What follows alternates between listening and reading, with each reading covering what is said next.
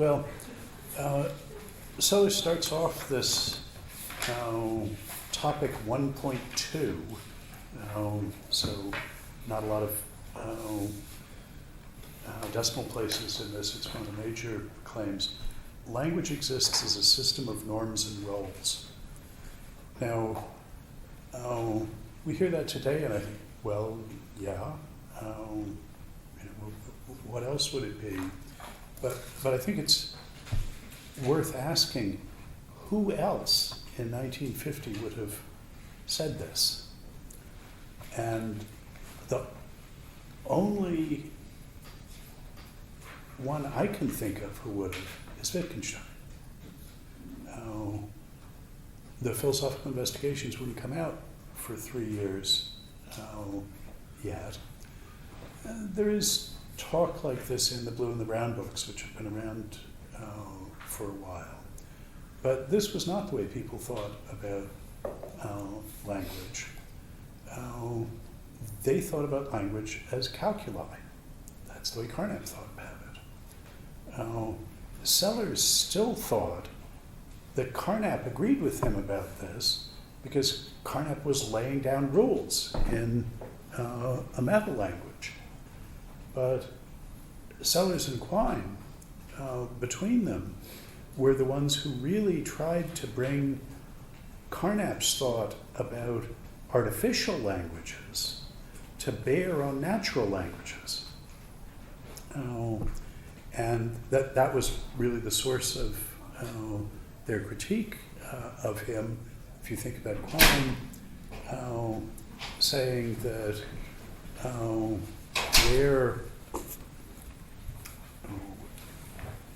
would you turn that on? No. I think it is. Is it on? Okay.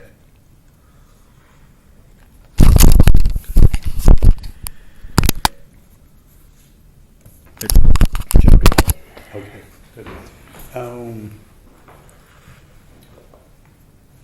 Carnap says, look, you have complete freedom in stipulating the meanings, specifying your language, and then the world will determine which sentences in your language are true or false. So there's a complete functional divide between fixing meanings and the mechanism that fixes the meanings, that's up to you, stipulation, and the mechanism that fixes truth, given the meanings, that's a matter just of the world. This big distinction between language and theory, between meaning and belief. And Quine comes along and says, well, yes, for artificial calculi, if you're stipulating these things, those are quite separate. But for natural language, there's only one thing we're doing, which is talking. And that has to somehow both settle what the words mean and be what determines what's true in the world. A theory that makes sense for your artificial languages. And we'll see Sellers making different points about the treatment of observation claims in it. Carnap would not have accepted, did not accept, that a language exists as a system of norms and rules. So this is a sort of bold new conception that Sellers is putting forward. And I think with the wisdom of hindsight, we can see that he's naturalizing Kant here and thinking about discursive practice in normative terms. So he gives us the way he wants to talk about it. The norms and roles in a language are spoken about in a meta-language. Now that's going to turn out to be a pragmatic meta-language. Carnap had talked about semantic meta-languages after his logical syntax of language phase, when he only allowed syntactic rules, but once he took Tarski on board, by the time of the 42 introduction of semantics, he had semantic rules, semantic meta-languages as well. But Sellers is really adding this notion of a pragmatic meta-language, which bizarrely he says in one of the first three published essays that the notion of a pragmatic meta-language is being bandied about frequently these days. I can't find anybody else who used the expression. That may mean, well, Feigl and I use this expression. I can't think what else he's thinking of there. And then more useful terminological stipulation, the formulation of a linguistic norm in its meta-language is a rule. So the rule is the explicit statement in a meta-language of a norm in governing the use of expressions in the object language. And the norms governing the use of an expression in the object language articulate its role. And I've already talked, he goes on, that's in 1.2.21, and a coda to that is adding that corresponding to these things are necessities in the world that one is talking about. Now, what he's beginning to sketch here is a functionalism about meaning. To think of the meanings of expressions, well, not singular terms, which, by the way, is not an expression he uses at this point. He talks about particulars and individual constants. That's the way Carnot would have talked about it. In fact, Carnot does talk about particulars. But the predicates, the roles that they play are articulated by the confirmation rules that he says correspond to Carnap's P rules, that is, rules that are true in virtue of physical necessities. For instance, that if something is copper, it'll melt at 1,084 degrees C.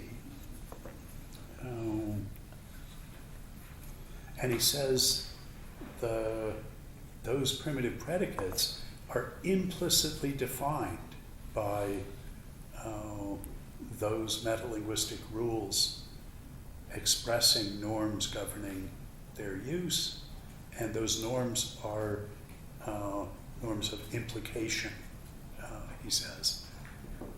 It has to be implication and exclusion, but he doesn't say that, he just says of implication.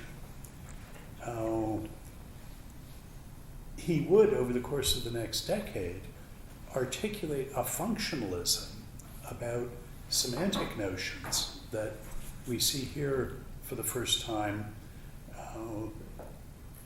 much more explicitly than in the published essays.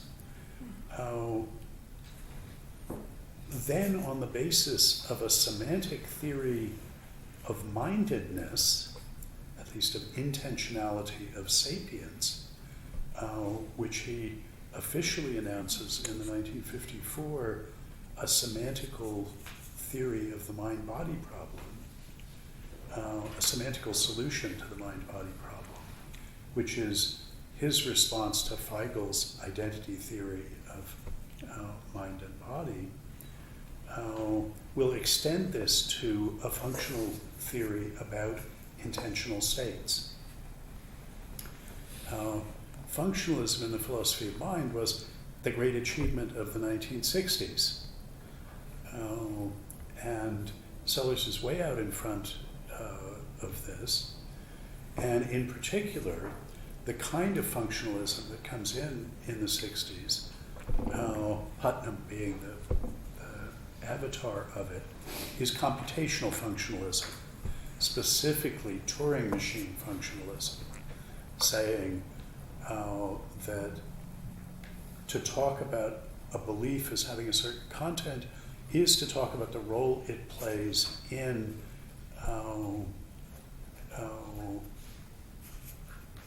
a two-stack push-down automaton. That's what a Turing machine is. later people realized, well, there needed to be inputs and outputs if you were going to do this. Turing machine functionalism had its day. People realized that functionalism was a broader notion than this computational notion. And computational functionalism was succeeded by causal functionalism that just thought about the role that something plays in a causal network of things. I'm going to say the following things only because of my principle that it's always better to make things explicit, even though I'm sure you all know this, that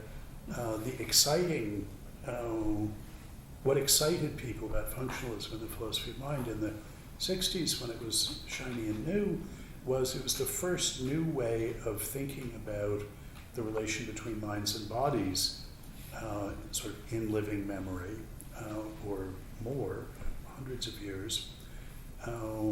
Functionalism saying, think of being the belief that snow is white as like being a valve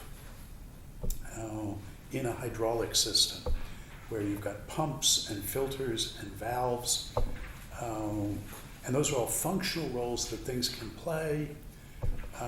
So we can talk about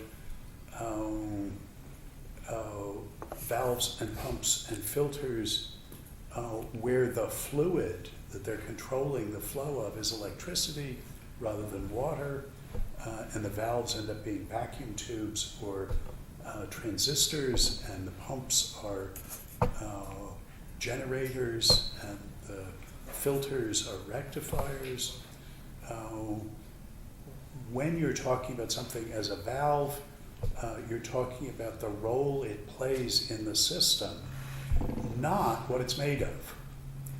So the functionalist agrees with the dualist, that the Cartesian dualist, the traditional dualist, that when you talk about something as a mental state, say as a belief, you're not talking about what it's made of. You're not characterizing its material constitution. The dualists were right about that. What the materialists were right about is that every valve has a material constitution.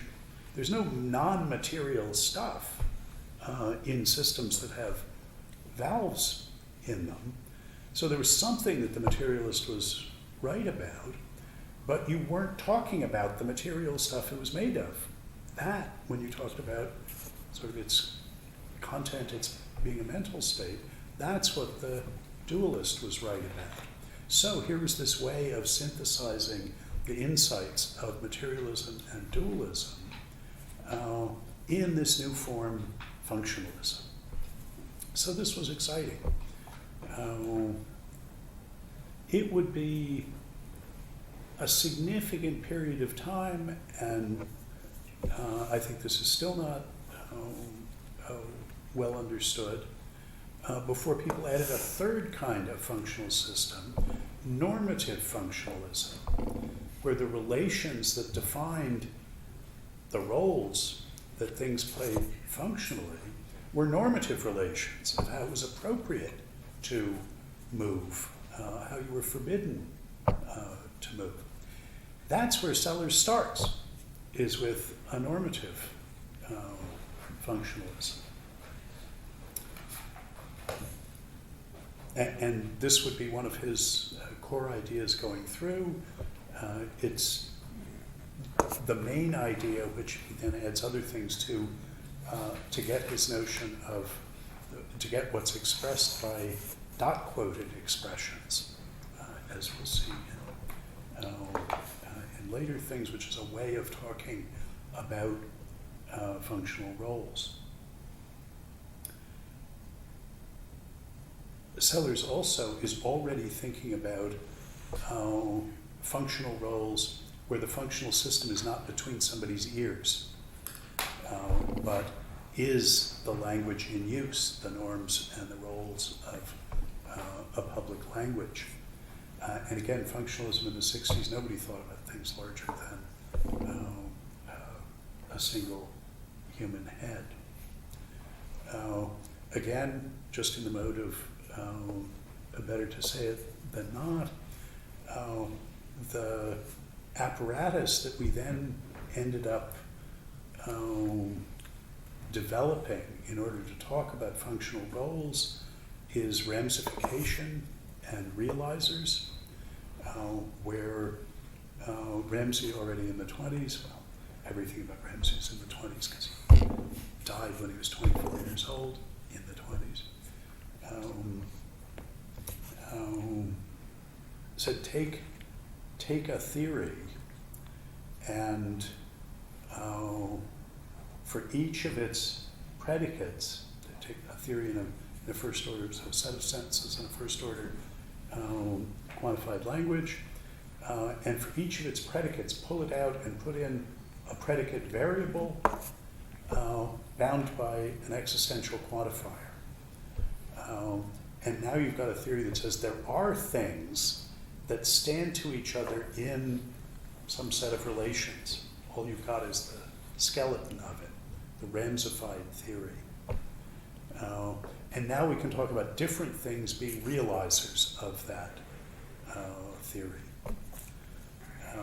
And this is a formally tractable way of talking about functional systems.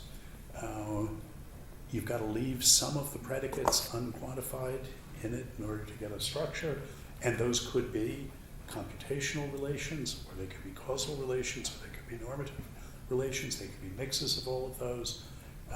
Ramsification and looking for the realizers of them.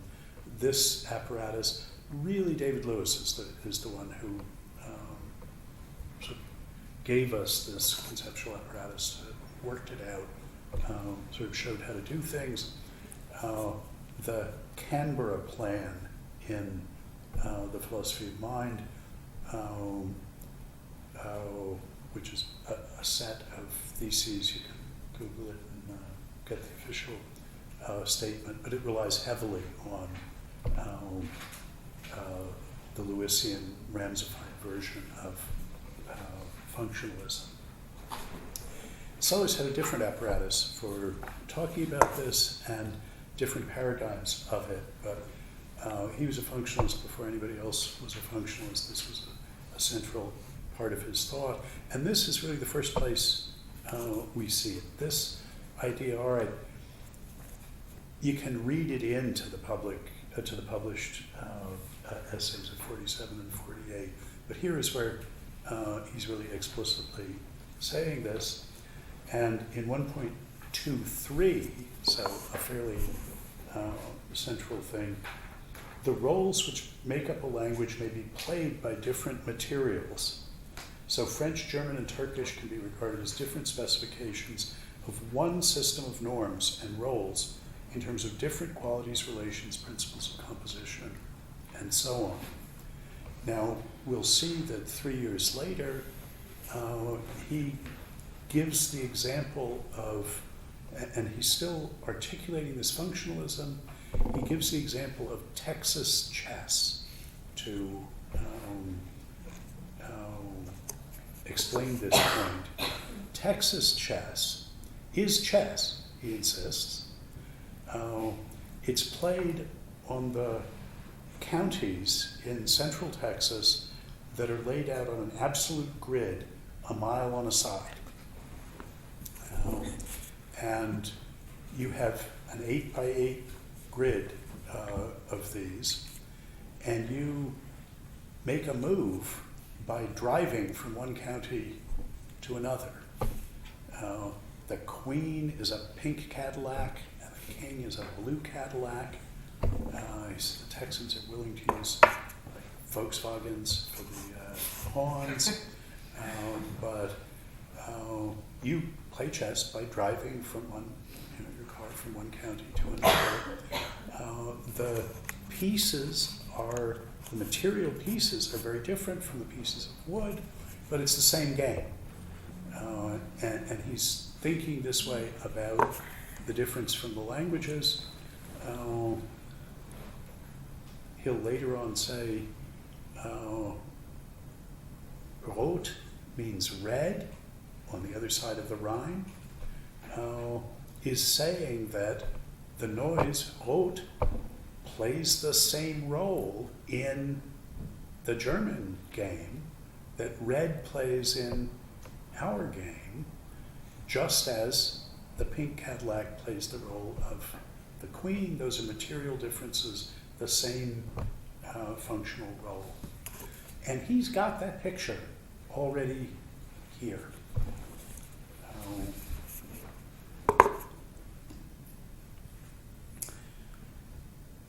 Let me point out something else that it's astonishing to find, in a sense, not just sort of way back then. I'm doing a lot of that. But very soon we'll be seeing new stuff that sort of people aren't on, and didn't get on top of afterwards. In 1.311, let me see what I've got here. Yeah. So in 1.3, this is at the top of page 2 on the handout, in being aware of the meanings of a meta-language, we're being aware of a system of norms and roles. And now he asks, but should we, so that I think just follows from what he said before, but awareness is now going to be our topic. But should we be startled at speaking of being aware of linguistic norms?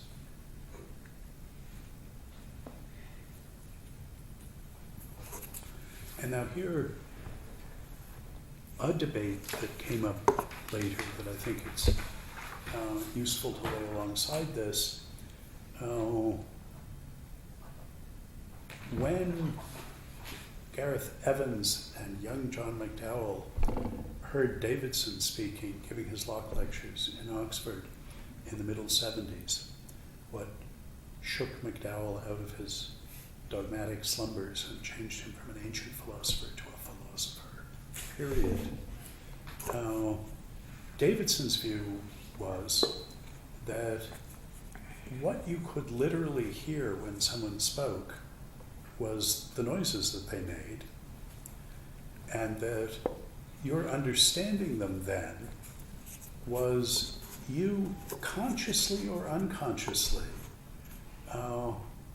formulating a recursive Tarski-style truth theory, basically to specify the functional role that they played, the contribution that their occurrence made to the truth conditions of sentences in which those noises, in the expression in which those noises occurred. And the big move that Evans and McDowell made sort of at the time was to say, Davidson, you don't need to be saying that what we're doing is coming up with this axiomatic recursive theory.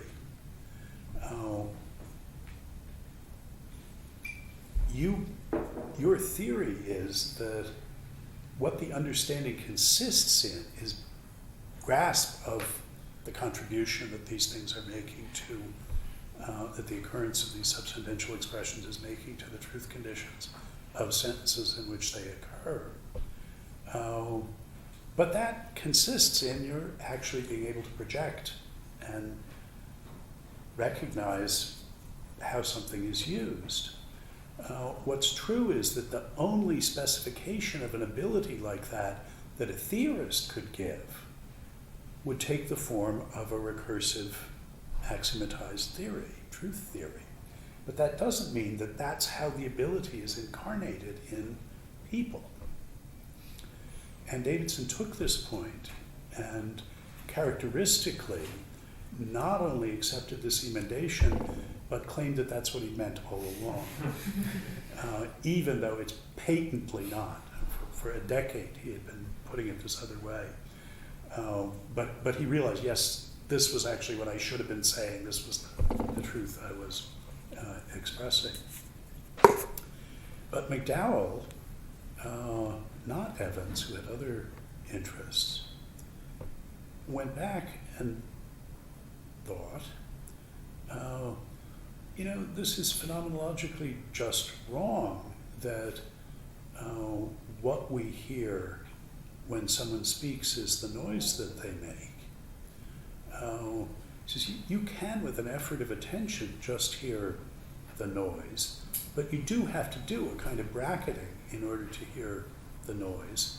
What you hear is what they mean. That's why it can be so hard for you to remember the exact words somebody used.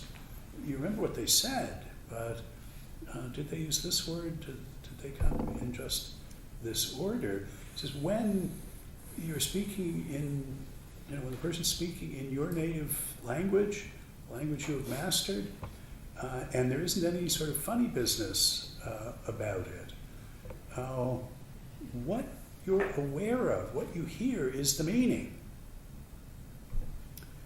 And he thought, and those meanings are articulated by the norms that govern their use. He's thinking he learned that from Wittgenstein. So you have to be able to hear norms. How is that possible? Well, Sellers is already asking himself this question. And I believe that by the time of EPM 6 years later, he has a detailed answer. He has a theory of observation sentences that explains how it is we can hear norms, how we can directly perceive normative states of affairs. McDowell doesn't think Sellers has, anyway, the theory that I claim he has. And anyway, he doesn't think that theory is correct. We'll say a lot more about this. I will say a lot more about this later on when we get to this, but basically I think Sellers' view of observation, he doesn't have yet, but will 6 years later, is that to master the use of any concept, he says mastery of the use of a concept, grasp of the content of a concept is always mastery of the use of a word. That is, you have to know your way around in the space of reasons. What is the evidence, its applicability evidence for, what's evidence for its applicability, what's incompatible with it, and so on. And what's special about observational vocabulary is that you have keyed your capacity to take up a stance in the space of reasons to other things than other stances in the space of reasons. Language entry moves, as Sellers will call them. I can just respond to the red light by saying, that's red. What I'm doing is playing this counter in the game. So if I have a normative concept, I need to have mastered the concept, the use of this word. All I need to be able to observe directly normative states of affairs is to have my use of that keyed by a reliable differential responsive disposition to the presence of the state of affairs. As McDowell would put it, if you're properly brought up, part of your mastery of the word cruelty is being able non-inferentially to respond to paradigm instances of cruelty by saying, that's cruel, in the same way that I respond, having been properly brought up and trained in the use of red, respond to the red light by saying, oh, the light's turned red. And McDowell insists, you need not. And if you're properly brought up, and it's a paradigm case of cruelty, think of Nietzsche breaking down as he sees the man beating the helpless horse. Part of your competence with that word is to be able non-inferentially to respond to paradigm instances of cruelty without having to infer that it's cruel because you heard, oh, horses only make that noise when they're in pain, and I know that causing pain for no reason is cruel, so this is cruel. No, if you have properly mastered the concept, you can respond to that as cruel without having to go through a process of inference. And, McDowell says, and that's what you do when you hear what somebody means. It's just a mistake that we get from a kind of reductive naturalism to think that the only things that are directly perceivable are non-normative states of affairs. Now, as I say, I think Sellers has what I call a two-ply theory of observation that explains how this is possible. And McDowell is somewhere between thinking it doesn't work that way and thinking you just don't need a story about this. I've explained to you, he will say, that you can hear these non-normative things. What Sellers says about it is,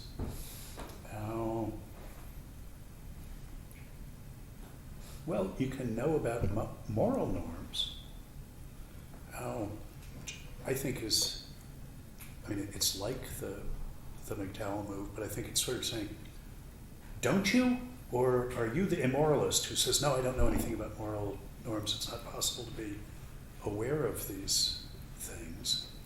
I think in the tradition you can just deny that it's possible to be aware of normative states of affairs.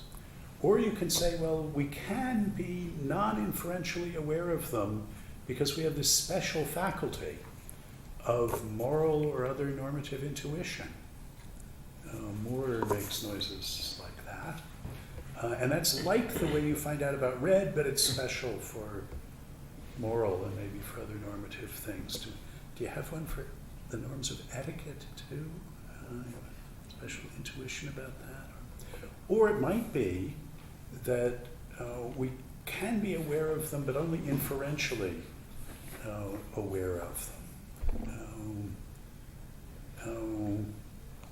I think Alan Gibbard and Peter Railton think about moral norms that way, that there's always some empirically describable base, which is what you're really perceiving, that you're responding to by applying this normative vocabulary.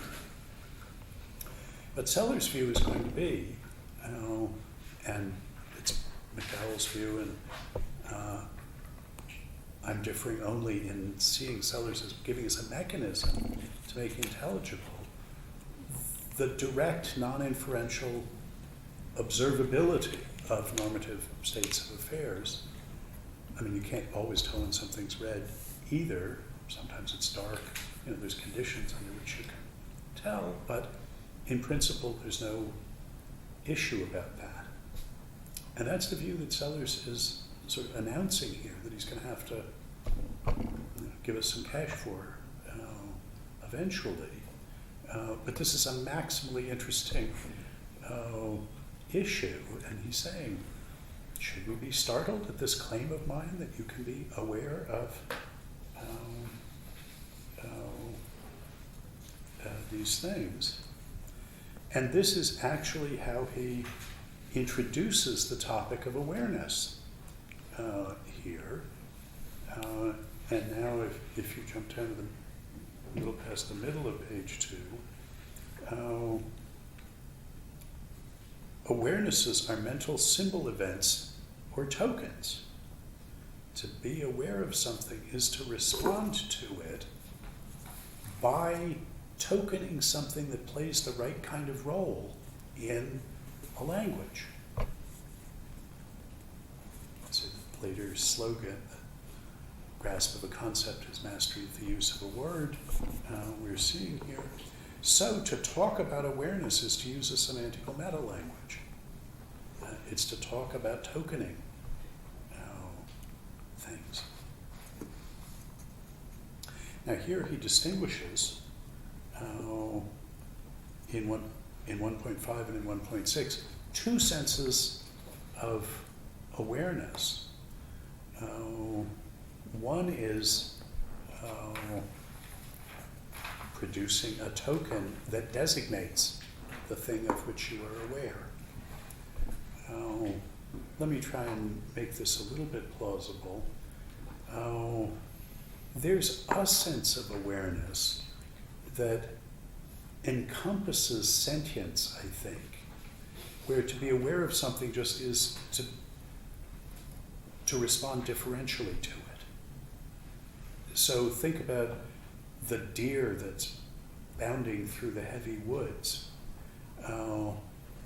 narrowly missing this tree and this other tree, and say, well, he's obviously aware of where the tree is because he's moving systematically, responding differentially to the presence of the tree.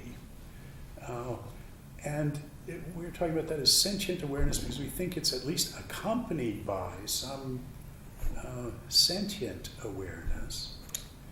But he's interested in sapient awareness here, conceptually contentful awareness, and say, well, that sense of awareness is when you can respond to something with a propositionally contentful claim.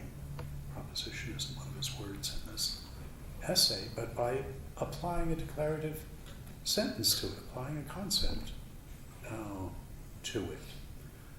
Tokening something that plays the right sort of role in one of these games. That's a sense of awareness, responding not by swerving, but by saying. And of course, he's going to think mentally that coming to believe something is tokening something in maybe the language of thought. But he says, then there's observational awareness of something. This is awareness too of something. What is that? Well, that's tokening something plus being in some non-normative relation to things.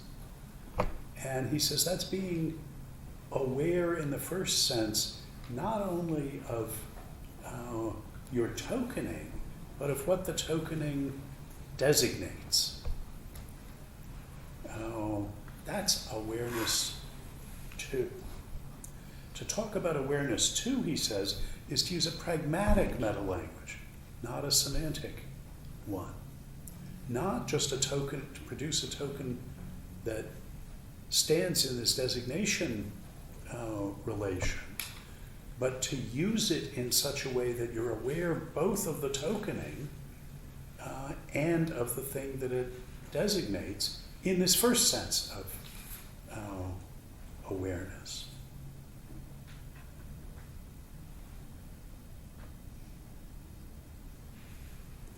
Now this is all dark, but I think pregnant here. He goes on to talk about the awareness of norms, and here in 2.22, so we're over a third of the way down the third page of the handout, awareness of a norm is tokening of a rule. Awareness in this first sense, tokening something that designates it. How is it that we can be aware of normative things? Well, your response to something can be not to token an ordinary declarative descriptive sentence, but to token a normative sentence, to token a rule. The tokening of a rule is the phenomenological givenness of an ought. The ought's used in the expression of a rule in the meta-language. And if your response to something is to token the statement of a rule in the meta-language, that's what it is for you to be aware of the oughtness of something. Now this is a bold and radical view that he's got here, not only about the normative character of intentionality, that Kantian point, the normative character of discursive practice, but the sketch of a bold view about what awareness is that allows us to make sense of awareness of normative states of affairs. The difference is whether the thing you're tokening is an empirical descriptive sentence in the object language, or is a metalinguistic statement of a rule. If it's that statement in a meta-language of the rule, then what it's expressing is awareness not of a state of affairs, but of an ought, of a norm. And to say that that's what you're doing, you have to do it in a pragmatic meta-language, because the tokening itself matters, and that you can only talk about in the meta-language.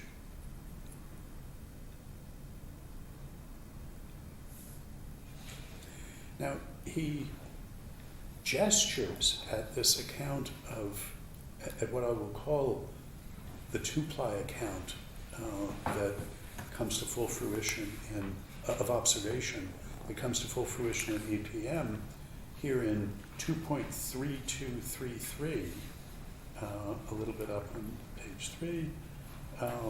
So what do observation words like red have that others do not, like quark? The answer is that in addition to their conceptual meaning, these words are related in a non-rule governed manner to environmental sensory stimuli, non-rule governed in a merely causal differential responsive way.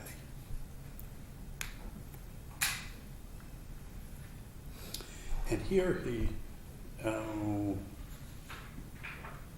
in this last quote on 3,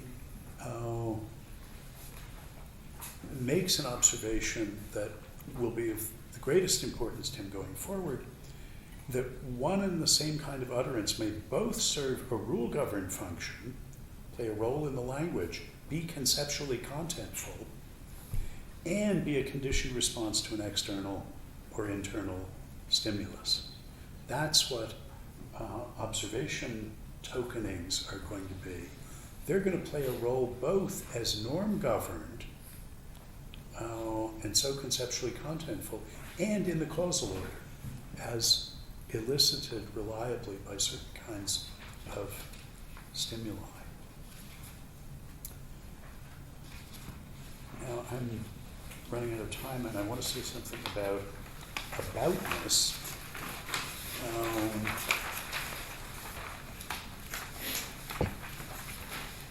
He asks,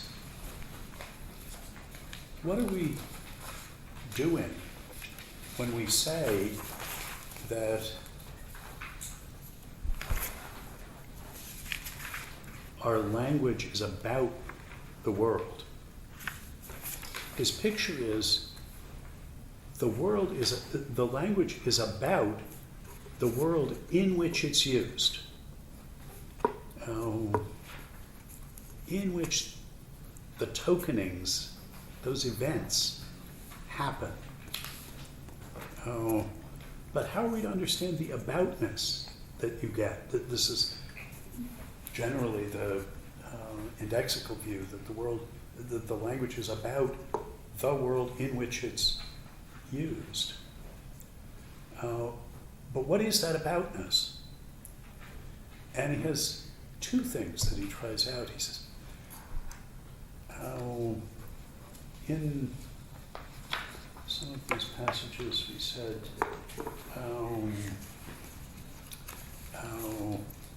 it's irresistible to think of the language as a kind of duplicate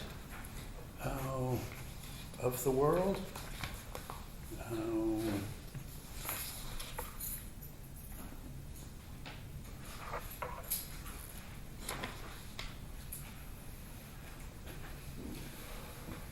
Yeah, okay, I'm not seeing this. Anyway, he's saying using these expressions is inducing a certain kind of isomorphism between the tokenings and the things in the world. Is that isomorphism itself enough for aboutness? that's roughly the Spinozist picture, that the isomorphism is the aboutness. And he says,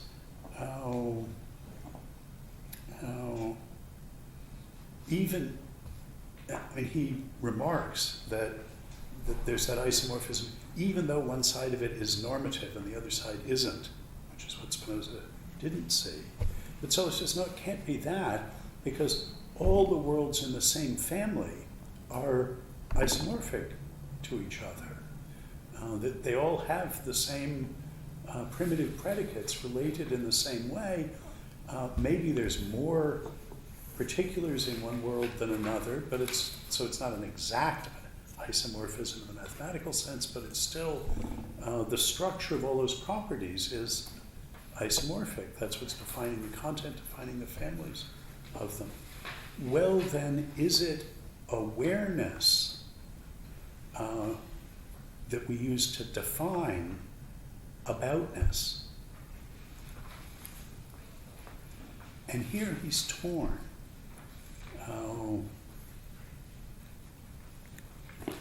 He wants to say, well, yes, it is. It's that awareness sub 2, the one that is awareness simultaneously of the tokening you're producing and the thing that is designated by the primitive predicate in the tokening. So you're aware that you're saying red at the same time you're aware of red. And that's the relation that he calls co-experienced in the published papers. He does say this.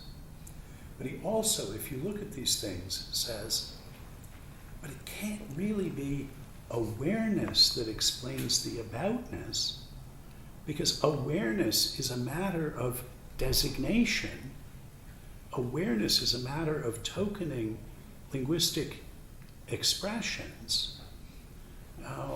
So we already have to have a notion of designation in order to make sense of the notion of awareness. So we can't be explaining the notion of aboutness, of designation, in terms of the notion of awareness. This, I claim, is his first formulation of what's wrong with the myth of the given. That it gets things backwards because of what conceptual awareness really is. And the idea that's struggling to get out here is, no, the connection of aboutness is just the indexicality of the tokening. And we have to understand awareness in terms of that more primitive, conceptually primitive notion. That notion, which is formulated in a pragmatic meta-language that talks about the use of these expressions. That is a really radical and original view. One worth trying to work out.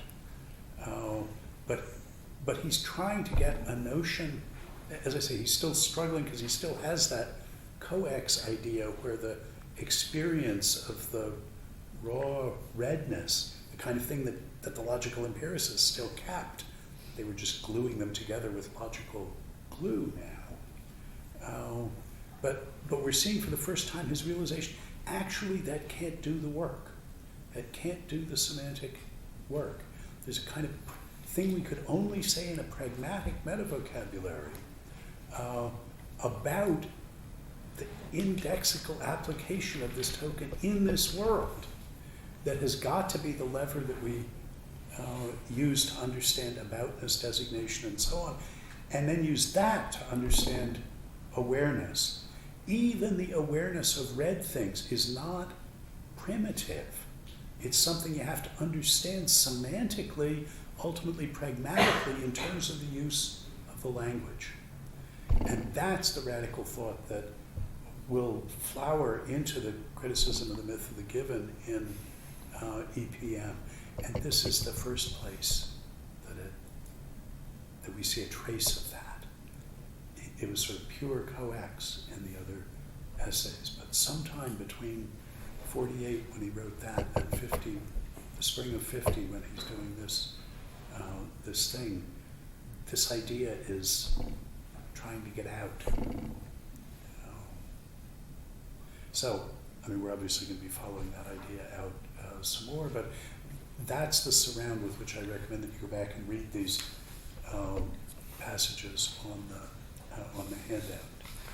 The one I haven't gotten around to talk about is the stuff from Pure Pragmatics and Epistemology. Most of what I think is interesting there is his view about how philosophy relates to matter-of-factual discourse. This is the psychologism, descriptivism, factualism, by contrast to the norm-acknowledging philosophical views. And those are the passages that I've extracted here out of the essays. Maybe at the beginning next time I'll say something about these passages and how he's thinking, as it were, metaphilosophically about what philosophy is by contrast to scientific pursuits. Okay, well, we start with the good published stuff next time. So but this was worth seeing before we get that other to sort of see it beginning to bubble through. Okay.